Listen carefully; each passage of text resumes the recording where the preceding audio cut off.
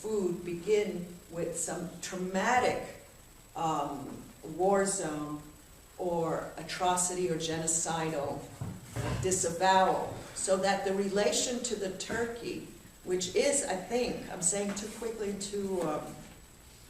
with too much certitude, a displacement for the relation to, or the histories of genocidal, ethnocidal also, rage against the Native American, is something that we want to consider. So to pardon a turkey, to let one live as an unconscious ritual of slaughter, is nationally observed and then eaten, but so repressively reconfigured into the scene of piety and thanksgiving. See, it's almost a David Lynch film as well. And the families gather around the sacrificial turkey, not tofu turkey, but sacrificial turkey, in what Larry Rickles calls not a get-together, but a forget-together. So you did very well. Did you want to say anything? Anyone? I saw a pull up. Why don't we, I took the off-ramp a lot. So how's everyone doing? Wonderful. Wonderfully, great. Are we thankful to be here? So this is a Nietzschean insight, where it could be that wherever thanks are offered or given, that there's a genealogical purge going on, or something's being forgotten or ritually repressed again and again. But there's this one thing that gets away, which is the pardoned turkey. And it was revolting. You're right, Marcus. When Bush never pardoned anyone on death row. He loved to sign their execution. Would really theatricalize the pardoning of the turkey. But yes, Nicole. What does it mean that a country tries to forget together, but like in my country, we try to remember? The Remembrance Day is the big national event. Right. The thing is that forgetting and remembering are, thank you for asking, are very much linked, because anyone else would tell you that Thanksgiving is about remembering the Pilgrims and the friendly relations. Yeah, I went too fast on this. The friendly relations between the Native Americans and who brought them corn, who offered hospitality, and so on. So there's something like a false remembrance or a displaced memory that actually repeatedly represses and disturbs the memory of what lay behind this Thanksgiving. What is being given thanks for is a distortion or a historical decision to remember this and forget that. Any remembrance, as Heidegger reminds us in his reading of Hölderlin's poem of that title, Andenken, which has denken, thinking back to. Remembrance in German is like thinking back to. So it's intimately related to thinking. Any remembrance involves and requires forgetting. Because if you didn't forget it, you wouldn't have to remember it. Right? If you have a remembrance day, it's a moment to remember what has been forgotten, to recall. It's a recall, it's on repetition dial. Otherwise, if it's present and in your face, you don't have to remember it, it's here. So we can only remember what has been forgotten, says Heidegger. You're not agreeing with Heidegger? What's your interpretation of this? Like that you can remember I remember the whole year what happened, but then it's good to have a national moment of doing it together, which is ritualizing, not to say that you otherwise forget, but Okay, but we really have such a disagreement that I don't know what to say, you know. I'm talking about a relation to, it's not possible to do a total recall, you know. What are you forgetting when you're remembering together? Like, That's a very nice, let's that's re-edit. another- That's a good one. What are you forgetting when, let's say, in every act of remembrance, let us make that our question, what is being forgotten or repressed in every purported act or act of purported ostensible remembering? Let me then just revert to Hamlet for a moment before we take our break, which might enrich our protocols so that we can continue the conversation.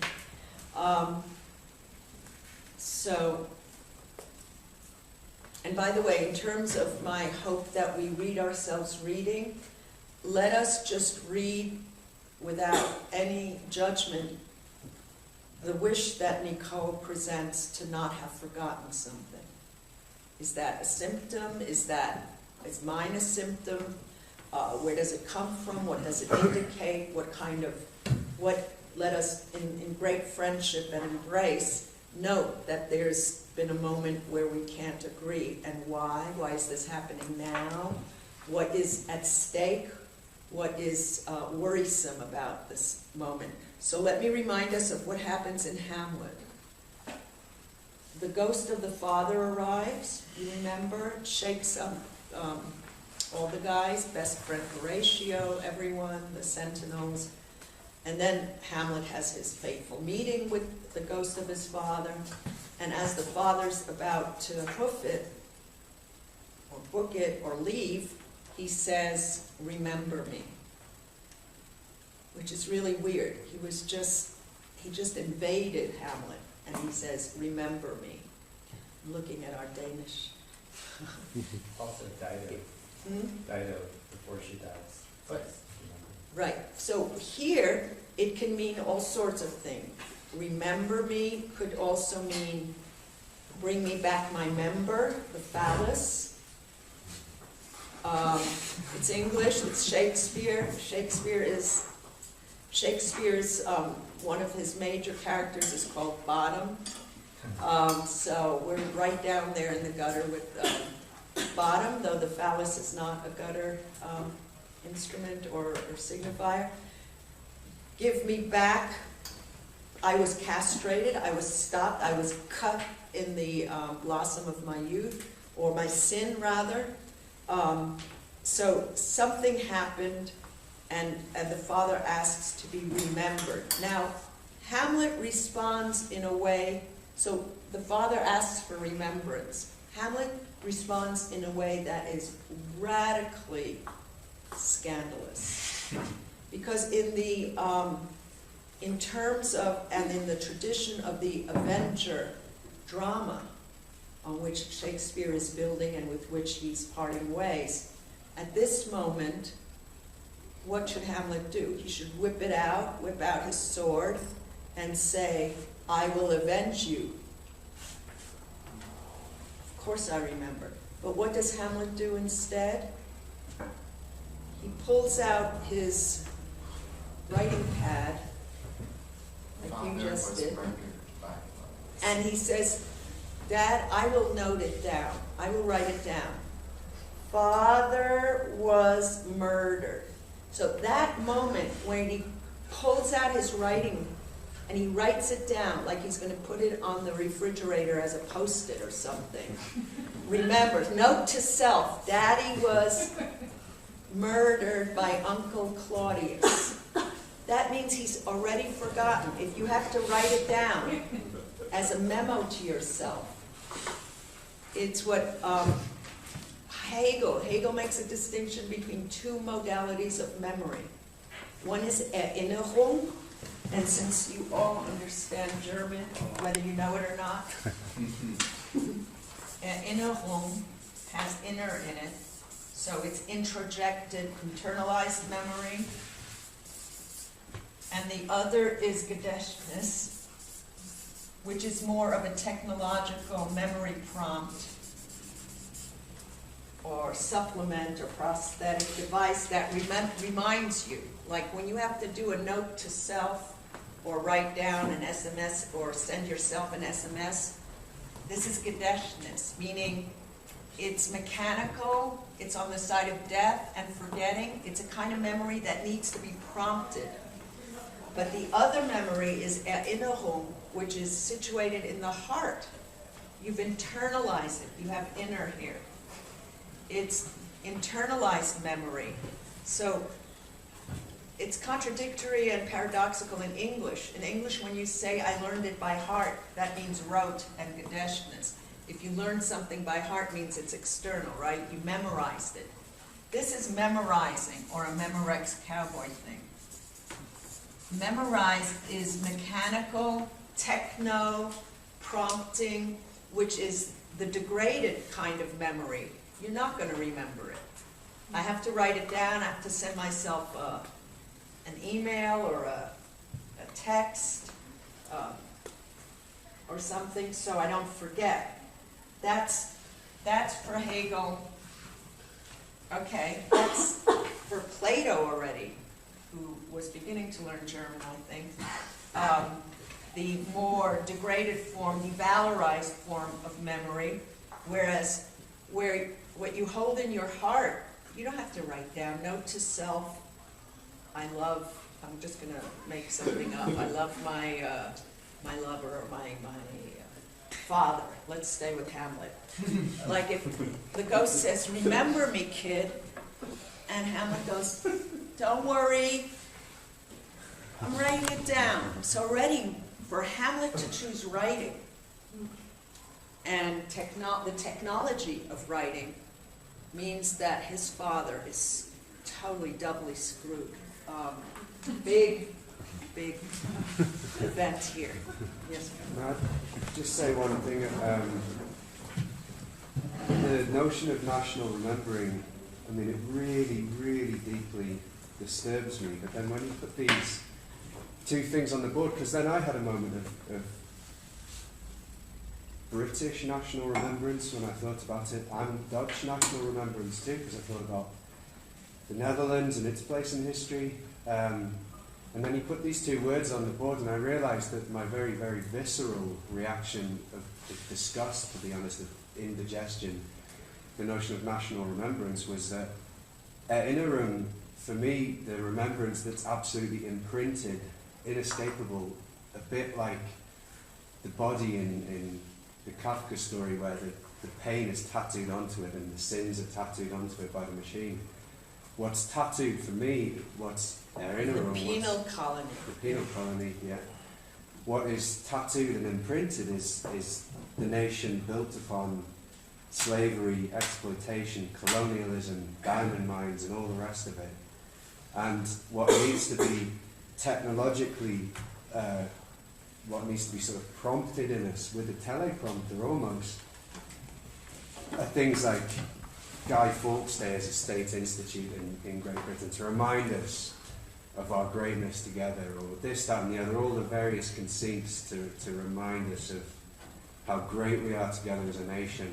But these are so many uninternalizable, indigestible nuggets of shite, to be quite honest, that are just there to prompt us to try and overlay and suppress what is genuinely internalized, of degradation and exploitation and the rest of it. Sorry. No, thank you. That's very poignant, and I think we do want to hear you and hear these. This is why I brought up, mind you, the nearly ridiculous and undigestible quasi-example. It doesn't even deserve to be an example of a turkey or a turkey shoot or a national dish. Even what is a national dish? In one of my wilder moments, I suggested that one wants to, and this isn't wild, it's anthropologically and psychoanalytically mapped out, one wants to eat one's enemies. So why would the national food of America, North America, USA, be hamburgers and frankfurters.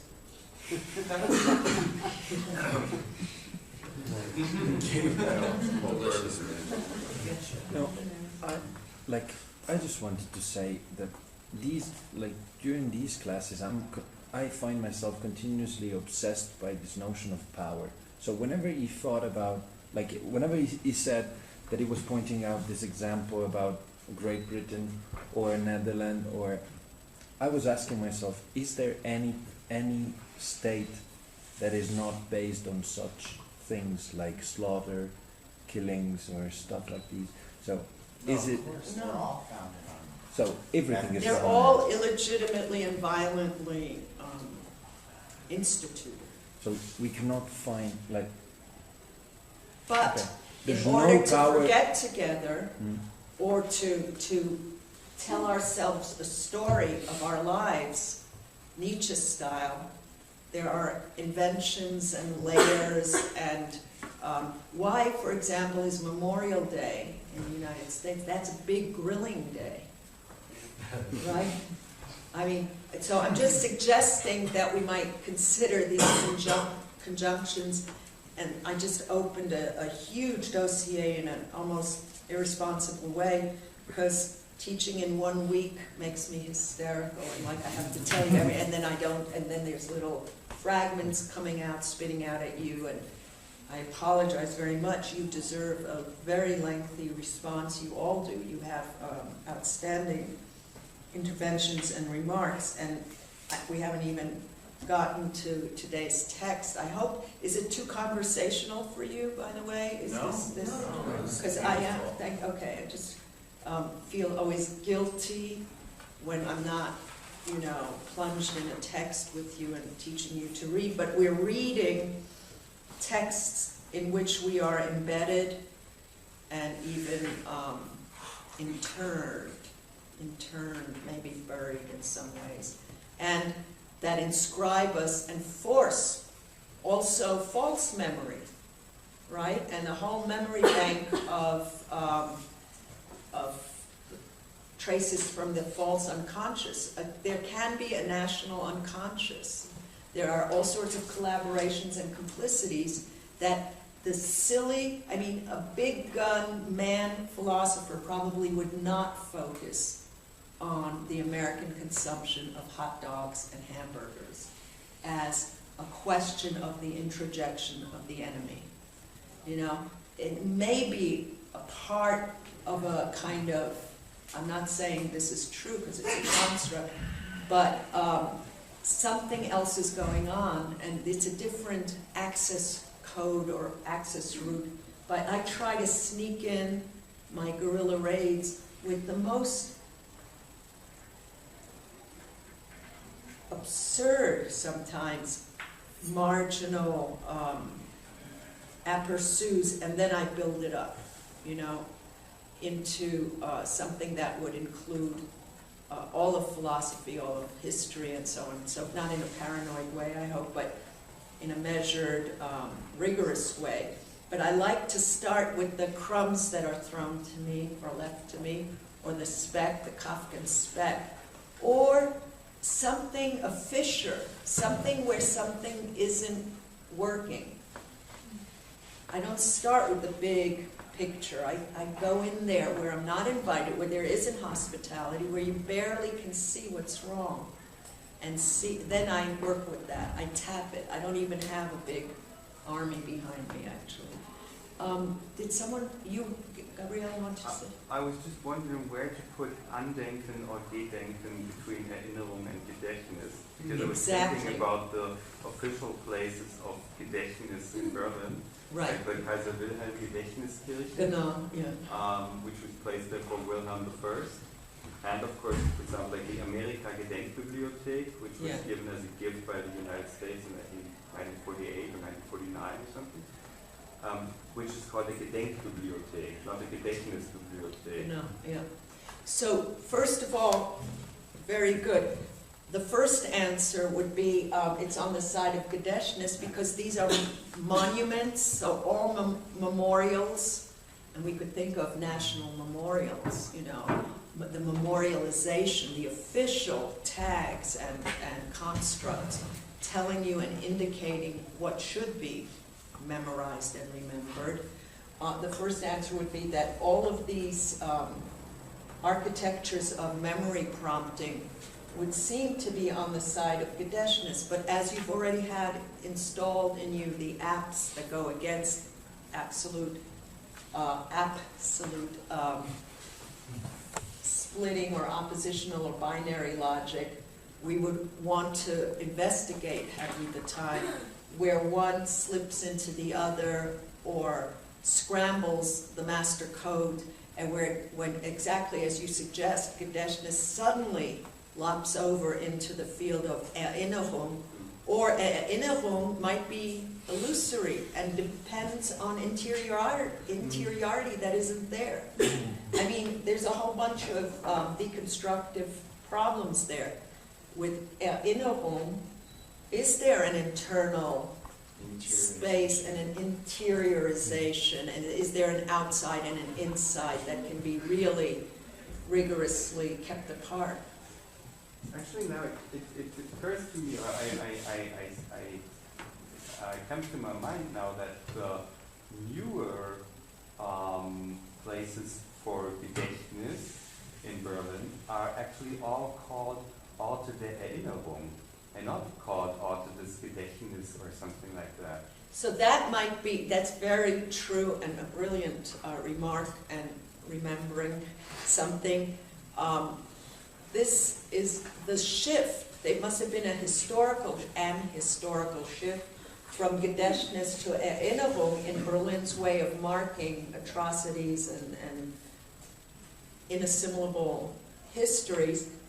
Now, if it poses in the guise of Erinnerung, that may be also some sort of tactical maneuver to tell you, we're not just Gedächtnis, we're not just this, we're already inside you.